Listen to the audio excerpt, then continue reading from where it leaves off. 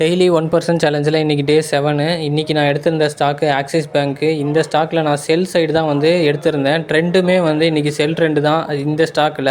So close ஆகும்போது பார்த்திங்கன்னா நல்லா நான் எடுத்திருந்த டார்கெட் எல்லாமே வந்து டச் பண்ணியிருந்துச்சு. பட் ஆனால் நான் ட்ரேட் எடுத்த டைமில் வந்து பார்த்திங்கன்னா கரெக்டாக அந்த ஸ்டாக் வந்து சப்போர்ட் எடுத்து நான் கரெக்டாக எங்கே டார்கெட் வச்சனோ அதுலேருந்து ரிவர்ஸ் ஆகி மேலே போய் என் ஸ்டாப் லாஸை அடிச்சுட்டு திரும்பவும் வந்து பார்த்திங்கன்னா அது என் டார்கெட்டுக்கு வந்துருச்சு. எப்போ பார்த்தாலும் இன்ட்ராடேயில் மோஸ்ட்லி இந்த மாதிரி தான் நடக்குது. ஸோ மோஸ்ட்லி நான் சப்போர்ட் ரெசிஸ்டன்ஸ் ட்ரா பண்ணாலும் உள்ளே இருக்க அந்த சப்ளை டிமாண்ட் வந்து பார்த்திங்கன்னா எப்படி நடக்குதுன்னா மேலேயும் கீழேயும் ஃப்ளக்சுவேட் ஆகிட்டே இருக்குது. கரெக்டாக வந்து அந்த டார்கெட்டை வந்து டச் பண்ண மாட்டேங்குது. மார்க்கெட் க்ளோசிங் டைமில் தான் வந்து பார்த்திங்கன்னா கரெக்டாக வந்து அந்த டார்கெட்ஸ் எல்லாமே போய் ரீச் ஆகுது. இல்லாட்டி மார்னிங் மார்க்கெட் ஓப்பன் ஆகும்போது தான் கரெக்டாக போய் அந்த டார்கெட் ரீச் ஆகுது. நடுவில் நம்ம ட்ரேட் பண்ணுற எல்லா நேரமுமே வந்து மார்க்கெட் அப்படியே சைட்வேஸாகவே இருக்குது. ஏதாவது பண்ணி ட்ரேட் பண்ணி நல்லா ப்ராஃபிட் பண்ணலாம் அப்படின்னு மோட்டிவேட்டடாக நானும் வந்து டெய்லி கன்சிஸ்டண்ட்டாக பண்ணலாம் ட்ரேடிங் அப்படின்ட்டு பார்த்தாலும் இது வந்து அந்த அளவுக்கு ப்ராஃபிட்டபுளாக இல்லை. எனக்குமே டிமோட்டிவேட்டடாக தான் இருக்குது. ஆனாலும் வந்து இதில் நான் சில லேர்னிங்ஸை வந்து கற்றுக்கிட்டு இருக்கேன். டெஃபினட்டாக நான் இதுக்கு மேலே வந்து நல்லா ப்ராஃபிட் பண்ணுவேன்னு எனக்கு நம்பிக்கை இருக்குது. ஸோ இப்போ இதுவரையில் பண்ண லாஸஸில் வந்து நிறைய விஷயத்தை நான் கற்றுக்கிட்டேன். ஸோ இனிமேல் வந்து இது ரிப்பீட் ஆகாது. நல்லா ப்ராஃபிட் பண்ணுவேன் நம்புகிறேன். நம்ம வீடியோ பிடிச்சிருந்தா லைக் அண்ட் ஃபாலோ பண்ணிக்கோங்க. தேங்க்யூ.